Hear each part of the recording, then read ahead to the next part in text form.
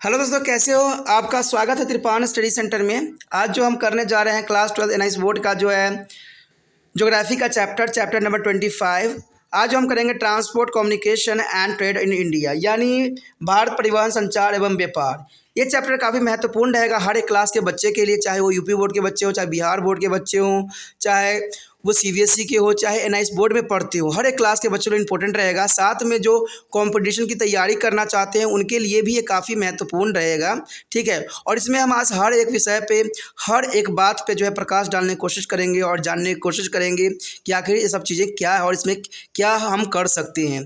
तो इन सभी बातों पर जो है विस्तारपूर्वक चर्चा करेंगे। लेकिन चर्चा करने से पहले एक बात जो मैं हमेशा कहता हूँ, जिसको आपको सोचना भी चाहिए, विचार भी करना चाहिए और अमल भी करना चाहिए, वो ये है कि जब भी वीडियो देखिए पूरा देखिए, क्योंकि अधूरा जानकारी सदैव खतरनाक होता है। साथ में एक इंपॉर्टेंट बात ये भी रहता है, अगर आप पहली बार वीडियो देख रहे हो तो लाइक शेयर सब्सक्राइब करना मत भूलना, क्योंकि दोस्तों लाइक कीजिएगा तो बनाने वाले का मनोबल बढ़ता है, सब्सक्राइब कीजिएगा तो इससे ये होता है कि जब भी मैं कोई वीडियो डालूंगा उसका नोटिफिकेशन आपको समय रहते मिल जाएगा। और देखिए, शेयर का मतलब ये होता है कि आपके थ्रू ना जाने किन बच्चों को हेल्प मिल जाए, ये आप भी नहीं जानोगे। इसलिए जो है आप शेयर जरूर करो, ठीक है। व्हाट्सएप स्टेटस पे भी लगाओ। दोस्तों एनआईएस सेंटर जो है कई मानने में बहुत से बच्चों के लिए हेल्पफुल है, चाहे वो 8th क्लास हो, 9th 10th 11th 12th हो, चाहे वो एनआईएस बोर्ड के बच्चे हों, ठीक है, चाहे बीए एमए के बच्चे हो, सभी क्लासों के लिए कुछ ना कुछ जो है त्रिपान एनआईएस सेंटर में उपलब्ध है। तो इसलिए आपके लिए ज़रूरी है कि आप सब्सक्राइब करके इसको चैनल को जो है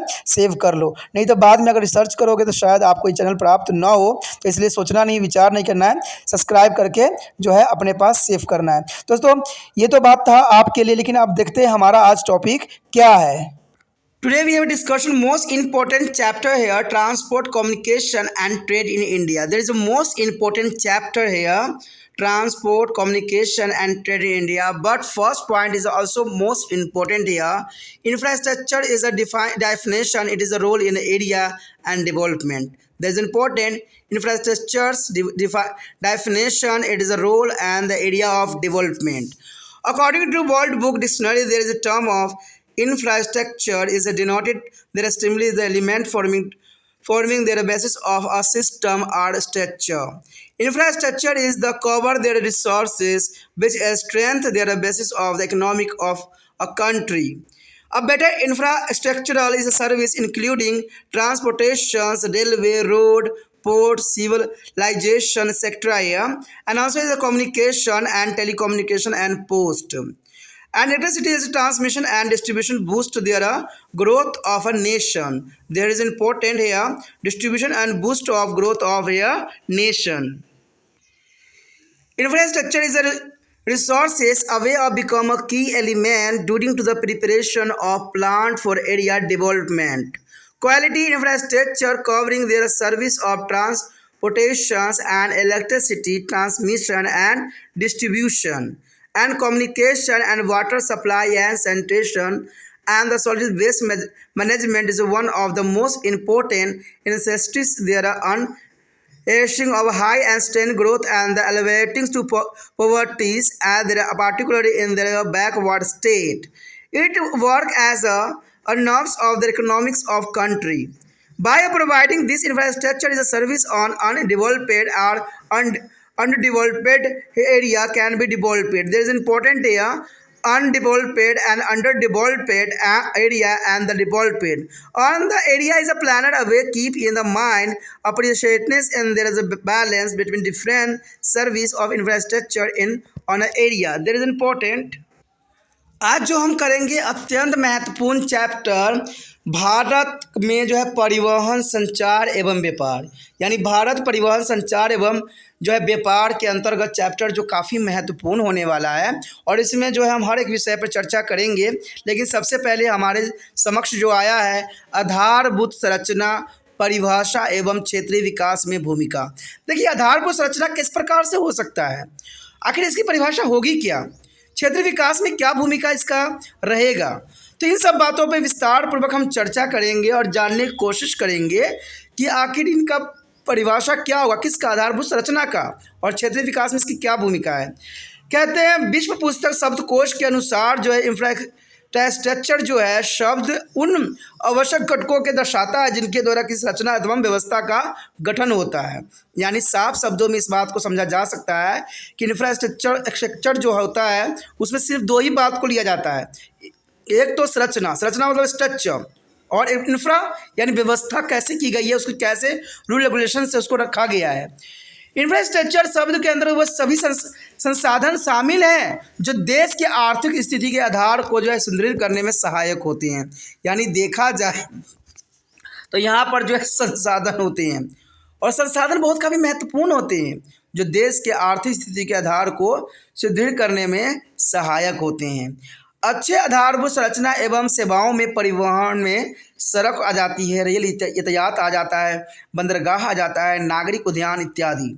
और संचार में तो आपको पता ही है कि दूरसंचार, टेलीग्राफ, टेलीफोन, डाक तार व्यवस्था इत्यादि आ जाता है। और विद्युत संचेपन में ट्रांसमिशन एवं वितरण के देश के जो है विकास में निर्णायक भूमिका निभाते हैं।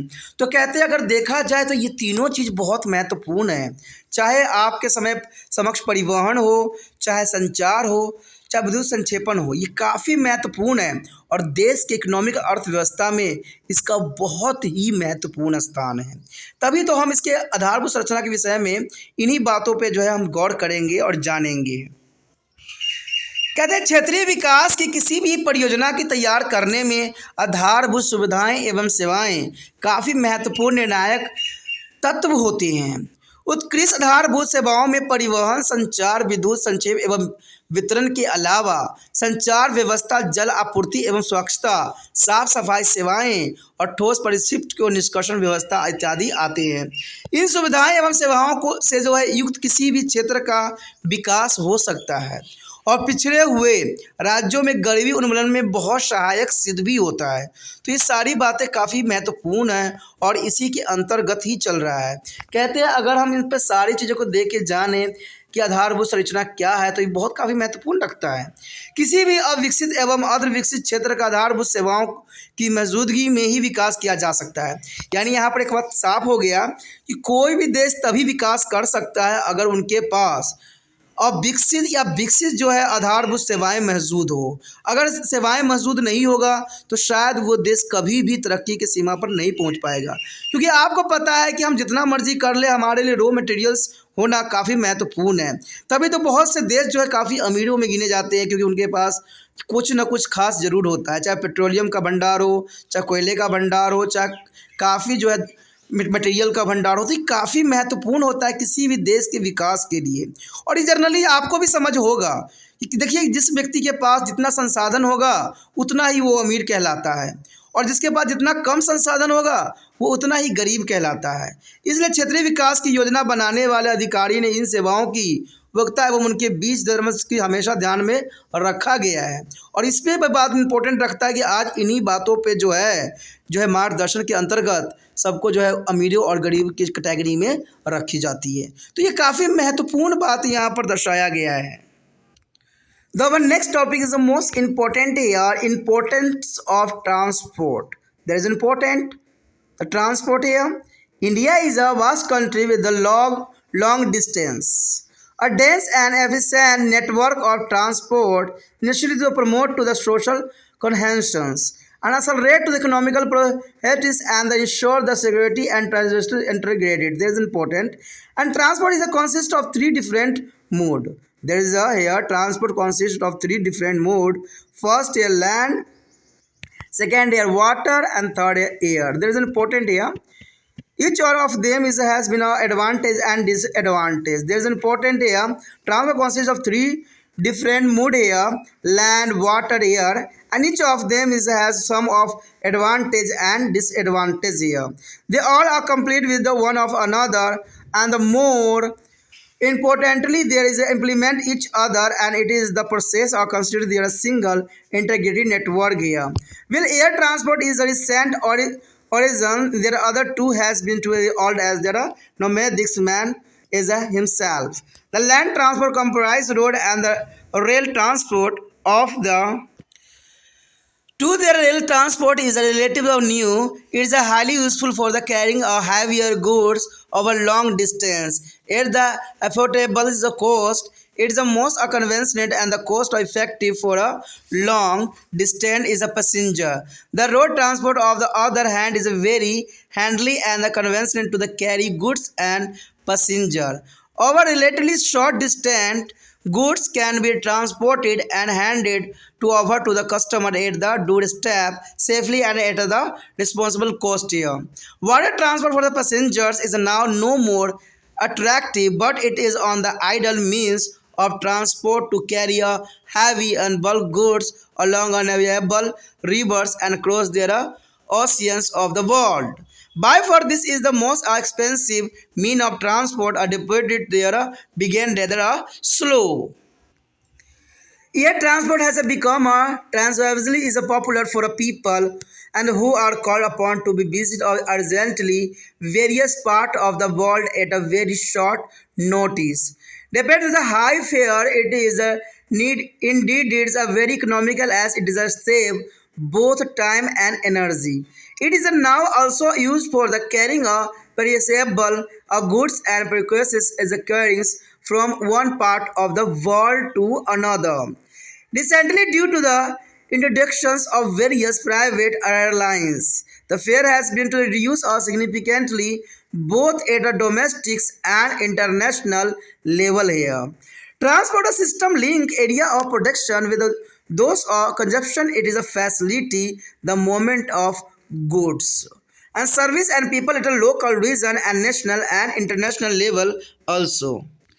The important fact here, a efficient network of transport is only for to achieve their economical prosperity. There is a maintenance of security of the country. And second here, transport take place through their three different mode: land, water, and air. यहाँ जो अगला point आया है परिवहन का महत्व। परिवहन के महत्व से तो आप लोग जो है ज्ञात भी होगा कि परिवहन कितना महत्वपूर्ण है। आज देखा जाए तो परिवहन ही जो है भारत का लाइफ लाइन है। कहते हैं यहाँ से कहते हैं पर डे जो है लाखों लोग यहाँ से वहाँ ट्रांसपोर्ट कर रहे हैं, ठीक है। तो परिवहन के ही कारण हो रहा है। पहले परिवहन का सुविधा उपलब्ध नहीं था तो बहुत ही समस्याओं का सामना करना पड़ रहा था, लेकिन आज परिवहन की जो है विकासशील अर्थव्यवस्था के कारण और उनकी एक महत्वपूर्ण शाखाओं के कारण आज जो है परिवहन करना बहुत ही सरल हो गया है। भारत एक विशाल देश है और समाज सभ्यता को बढ़ाने, आर्थिक संपन्नता को तेज करने और देश की प्रतिरक्षा को सुनिश्चित करने के लिए सक्षम एवं सघन परिवहन जाल की आवश्यकता होती है। तो ये काफ़ी महत्वपूर्ण है कि देश की प्रतिरक्षा को सुनिश्चित करने के लिए सक्षम एवं सघन परिवहन जाल की आवश्यकता होती है, इसमें कोई दो राय नहीं है।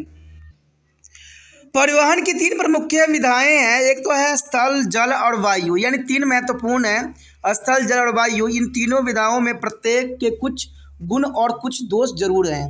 वे एक दूसरे के सदैव ही प्रतिसंयुक्त रहते हैं और इससे भी ज़्यादा महत्वपूर्ण पक्ष यह है कि इन विधाओं के बीच पारंपरिक एवं परिपूरक संबंध बना रहता है। यानी देखा जाए तो परिवहन की तीन सुविधाओं के बारे में आप भली भांति ज्ञात ही होगा। एक तो होता है स्थल, यानी देखा जाए तो लैंड होता है, एक होता है वाटर्स और एक होता है एयर, यानी स्थल, जलवायु के बारे में तो आपको पता ही है। और कहते हैं इसलिए ये सुप्रबंधित एवं एकीकृत परिवहन जाल के रूप में एक संगठित तंत्र का निर्माण करते हैं, जो कि काफ़ी महत्वपूर्ण है। देखा जाए तो वायु परिवहन नवीनतम है, जबकि स्थल एवं जल परिवहन अनादिक काल से प्रचलित है। यानी देखा जाए तो वायु परिवहन जो है न्यूनतम है, क्योंकि वायु का परिवहन का जो निर्माण हुआ है कुछ ही समय पहले हुआ है, जबकि स्थल और जल परिवहन जो है आदिकाल से ही चल रही है। वायु परिवहन जो है न्यूनतम है, काफ़ी ज़रूरी भी है। और स्थल परिवहन अंतर्गत सड़क एवं रेल मार्ग द्वारा जो है आगमन सम्मिलित किया गया है और किया जा रहा है, क्योंकि देखिए कहते हैं स्थल परिवहन के अंदर सड़क एवं रेल मार्ग द्वारा जो है आवागमन सम्मिलित किया जा रहा है और इन दोनों के बीच रेल परिवहन क्षेत्र अधिक न्यूनतम है। यानी देखा जाए तो रेल परिवहन जो है बहुत काफ़ी महत्वपूर्ण है, क्योंकि आधे से अधिक जनसंख्या जो है रेल का ही जो है उपयोग कर रहा है। और भारी वस्तुओं की लंबी दूरी तक ले जाने के लिए यह कम लागत का उत्कृष्ट साधन भी है। या यात्रियों के दूर दूर के स्थानों की यात्रा करने में सबसे कम खर्च में अधिक प्रभावशाली परिवहन माध्यम ही माना गया है। और इसकी तुलना में सड़क परिवहन छोटी जो है दूरियां तय करने तथा कम दूरी पर स्थित स्थानों में आने जाने एवं वस्तुओं के परिवहन के लिए सुगम, सस्ता एवं सुविधा युक्त भी होती है।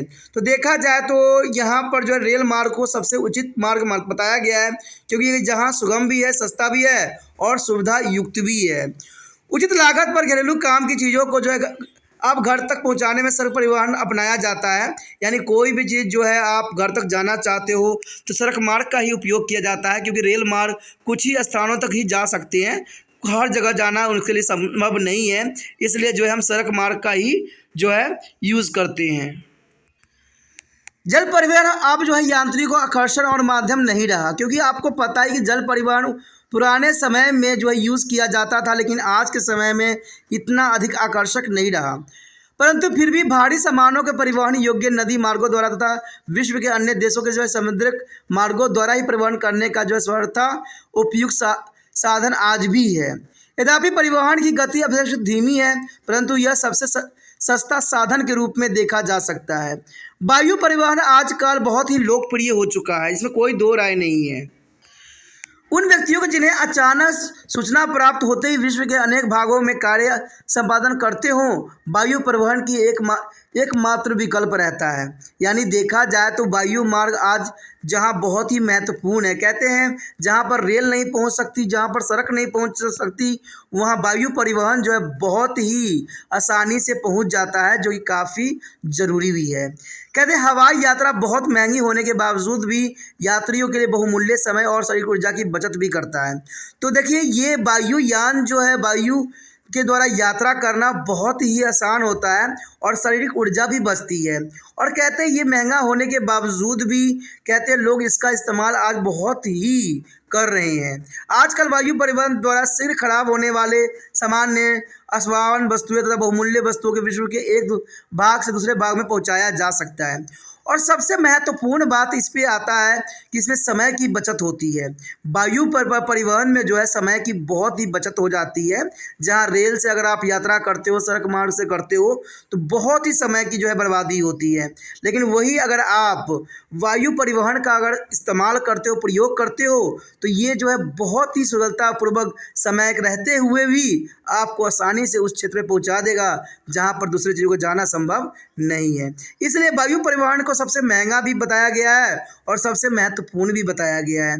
आज देखा जाए तो बहुत से लोग जो है वायु जो है परिवहन का इस्तेमाल कर रहे हैं। कहते निजी हवाई कंपनियों के आरंभ होने के कारण घरेलू और अंतर्राष्ट्रीय उड़ाने की किराए में भारी कमी आ गई है।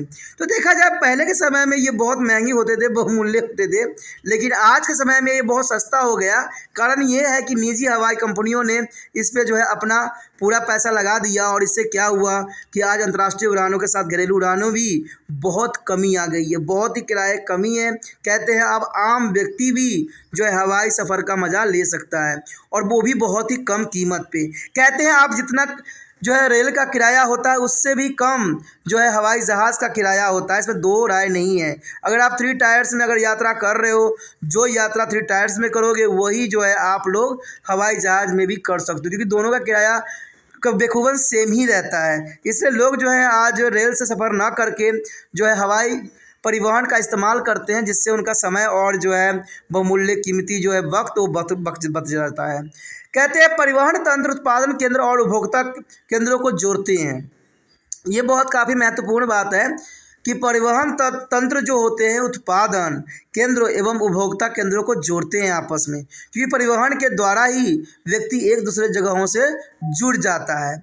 यह स्थानीय, क्षेत्रीय, राष्ट्रीय एवं अंतर्राष्ट्रीय स्तर पर कहते हैं वस्तुओं, सेवाओं और लोगों को आने जाने में काफ़ी मदद करता है। तो ये काफ़ी महत्वपूर्ण बात है कि परिवहन तथा उत्पादन केंद्र और उपभोक्ता केंद्र को जोड़ते हैं।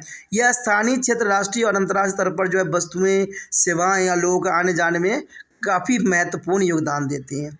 तो यहाँ पर हमने जल, वायु और कहते हैं जो है लैंड के बारे में विस्तार पूर्वक जानने की कोशिश किया, समझने की कोशिश किया कि कहते हैं अगर हवाई देखा जाए हवाई परिवहन मार्ग बहुत काफ़ी सरल भी है और समय की बचत भी करती है, तो महत्वपूर्ण यहाँ पर बन जाता है।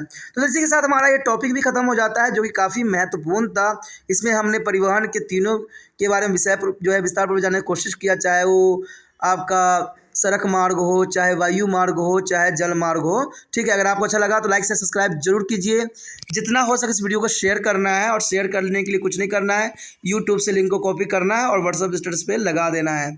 ठीक है, अगर पहली बार वीडियो देख रहे हैं तो चैनल को जरूर सब्सक्राइब कर लीजिए। चैनल को सब्सक्राइब नहीं कीजिएगा तो अगले वीडियो का नोटिफिकेशन भी आपको शायद प्राप्त न हो पाए। अगर आपको तिरपान स्टडी सेंटर अच्छा लगता है, बाद में कोई टॉपिक रिसर्च करना चाहते हो, तो आपको शायद दूर दूर तक तिरपान स्टडी सेंटर नज़र ना आए। अगर आप सब्सक्राइब करके रखोगे तो आपको होम पेज मिल जाएगा, जहाँ पर आपको जो है सारे वीडियो दिख रहे होंगे। अगर आप किसी क्लास के अंतर्गत, टॉपिक के अंतर्गत और चैप्टर के अंतर्गत देखना चाहते हो तो यहाँ पर 8th क्लास से लेके जो है MA तक के बच्चों के लिए सभी वीडियो जो है प्लेलिस्ट में बने हुए हैं, तो वहाँ से आप बखूबी इसका जो है फ़ायदा उठा सकती हो। अगर आपका कोई शिकायत है, कुछ गलत लगता है, कुछ आप सुझाव देना चाहते हो, कुछ इसमें बदलाव चाहते हो, तो कमेंट अवश्य कीजिए।